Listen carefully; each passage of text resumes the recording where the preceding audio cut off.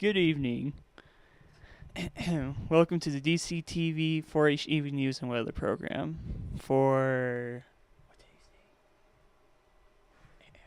March 14th. Our camera person today is Dan. Our video and sound engineer and producer is Mr. Harrison. Teleprompter is Mr. Dickon. News and anchor is Nick. Meteorologist is Hannah. And this is news director Mr. Harrison. And now for the news. Good afternoon and welcome to the DCTV 4HU News and Weather program. Help keep our kids' news show on the air by becoming sponsored. By sponsorship, just call 970-677-4119. The story is from the Denver Post.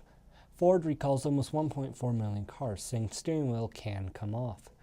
Under pressure from the U.S. regulators, Ford is recalling nearly 1.4 million mid-sized cars in North America because the steering wheels can detach from the steering column and drivers could lose control. Sounds like all kinds of fun. Nope. The recall covers certain Ford Fusion and Lincoln MKZ cars from 2014 through 2018 model years. Ford says the steering wheel bolts can loosen over time. The company says it knows of 2 crashes and 1 injury caused by the problem. Dealers will replace the bolts with longer ones that have more aggressive threads and a nylon patch to stop them from coming loose. Owners will be notified by mail the week of April 30th, and parts are expected to be available by then. Just over 1.3 million cars in the U.S. are being recalled, with the rest in Canada and Mexico. The recall comes about 5 months after the U.S. National Highway Traffic Safety Administration opened an investigation. The steering wheels falling off of Fusions from 2014 to 2016 model years. Safety agencies said in documents that began after the probe after receiving 3 complaints, including one from a driver from Georgia who reported that the steering wheel in 2015 Fusion fell into their lap while turning into a gas station. 2 other people reported that the bolt attaching the wheel to the steering column came loose after driving had to be retightened at a repair shop. At the time, the agency had no reports of crashes or injuries. 3 Denver schools provide a national model for how to discipline differently. What struck Erika Strauss Shavara the most was the mutual respect she saw between adults and teenagers at Denver North High School. Having watched her own students in Maryland get handcuffed by armed police officers in hallways, the Spanish teacher said North seemed almost like a utopian society. It's like the little things that make this building great, Strauss Shavara said. After she and the other visitors sat in on a history class, the buzz were not about the lessons, but about how the teacher trusted students enough to go to the bathroom without asking permission. North is one of the 3 Denver schools serving as national examples of restorative justice. Educators and community members from around Colorado and the country have been invited to spend a day in one of these schools to see what it looks like when teachers and students are encouraged to sit down and hash out their conflicts. Restorative justice, or restorative practices, as Denver Public Schools calls it, is an approach to school discipline that focuses on repairing harm rather than doling it out. Punishments. In action, it looks like students or teachers who are in conflict having a conversation about how their actions affected each other and what they can do to fix the situation. Advocates say the method reduces punitive discipline and builds relationships that feed a positive school culture. Denver began dabbling in restorative justice more than a decade ago with a pilot program at North and 3 other schools. It's now part of a district discipline code, and officials say that more than 30% of Denver's 207 schools have staff dedicated to restorative justice. Stephen Hawking, physicist who came to symbolize the power of the human mind, dies at 76. Stephen Hawking, the British theoretical physicist who overcame a devastating neurological disease to probe the greatest mysteries of the cosmos, became a globally celebrated symbol of the power of the human mind, has died. A family spokesman told the Associated Press he was 76, unable to move a muscle, speechless but for a computer-synthesized voice. Dr. Hawking had suffered since the age of 21 from a degenerative motor neuron disease similar to amyotrophic lateral sclerosis, or LOU, Gehrig's disease. Initially given 2 years to live, a diagnosis that threw him into profound depression, he found the strength to complete his doctorate and rise up to the position of Lucasian professor in mathematics at the University of Cambridge, same post held by Isaac Newton 300 years earlier. Hawking eventually became one of the planet's most renowned science popularizers. and he embraced the attention traveling the world, meeting with presidents, visiting the Antarctic and Easter Islands, and flying a special zero-gravity jet, whose parabolic flight let Hawking float through the cabin as if he was in outer space. "My goal is simple," he once said. "It's a clear understanding of the universe and why it is as it is, and why it exists at all." He spent much of his career searching for a way to reconcile Einstein's theory, relativity with quantum physics, and produced a theory of everything. With his daughter Lucy, he wrote a series of children's books about a young intergalactic traveler named George. His blunt 2013 memoir, My Brief History, explored his development in science as well as his turbulent marriage.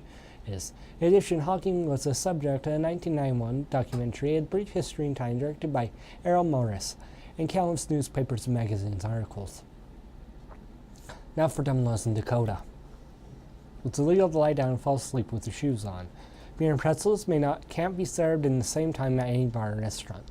And Devil's Lake fireworks may not be set after 11 p.m. on New Year's Eve. In Fargo, one man to be jailed for wearing a hat while dancing or even wearing a hat to a function where dancing is taking place. Now for Domino's in Ohio. It's illegal for more than 5 women to live in a house. It's illegal to mistreat anything of great importance.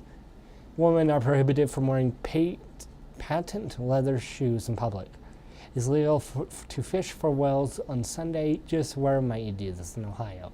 It's illegal to get a fish drunk.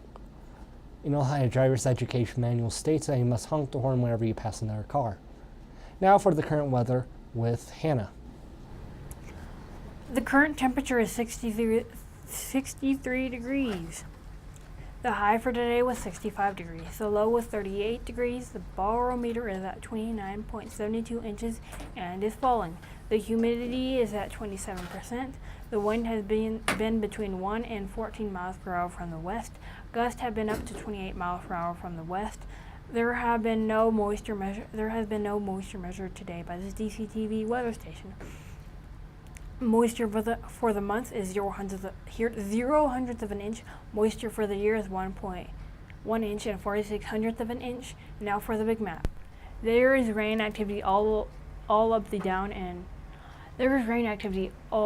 down the Pacific coast. Inland and rain turns to rain mixed with snow. This extends from Wyoming into Colorado. There is a small patch of snow in western Montana. The Upper Peninsula of Michigan has snow. Oh, over there. More snow in New England states from the Maine down into Pennsylvania. The high at the bottom of Louisiana may keep the rest of the nation relatively clear. Now for your exclusive 5-day DCTV 5-day forecast. Thursday, high 48, low 27. Friday, partly sunny, high 48, low 30. Saturday, snow showers, high 50, low 27. Sunday, mostly cloudy, high 43, low 23. Monday, partly sunny, high 46, low 25. Now for our climate change report. CO2, carbon dioxide, is one of the principal causes of climate change, so it is important that we report the CO2 weekly change. CO2 traps heat in the atmosphere, which causes climate instability. The result is significant swings worldwide of moisture and hot and cold temperatures. But it is important to note that the overall long-term climate trend is that the planet is warming. The following are the CO2 numbers in parts per million. For the week of March 3rd, last week, 408.92. Week before last, 408.48. 1 year ago, 407.35. 10 years ago, 385.29. 50 years ago, 323.89. Thank you, Dr. Peter Tanz, the National Oceanographic Atmospheric Administration.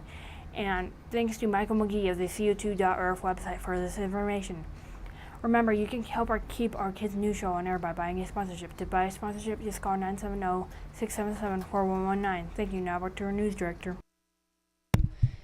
That is the end of today's DCTV 4-H News and Weather program. This is your news director, Mr. Harrison. Good night, and thank you for watching. Have a nice rest of your day.